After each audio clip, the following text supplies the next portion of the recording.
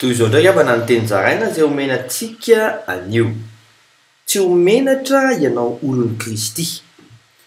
Tsy azo enatra na amin'inona ianao olon'i Kristy. Ahako ny voasoratra ao amin'ny Filipiana toko voalohany andiny faharoapolo tapany voalohany. Amin'ny anarany dia hoe araka ny afatratry ny faniriko sy ny fanantenako fa tsy azo enatra aho na amin'inona na amin'inona. Aneo ny heriny hamonjy anao Kristy. Ahako voasoratra ao amin'ny Salamo fa 4:30 andiny fahaefatra amby roapolo. Ny anarany dia hoe ka naneo hery namonjy antsika ho afaka tamin'ny fahavalontsika fa mandrakizay ny famindrapony. Anome hanina ho an'ny nofonao koa izy. Ahako voasoratra ao amin'ny Salamo fa 4:30 andiny faha 10:20.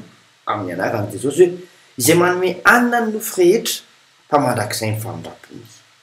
Mino vavaka isika. Ray eo, hitraka aho satria manana anao iahy. Amin'ny anarany Jesosy Kristy velona avy any Nazareta. Amen. Mandram-peona tompoko.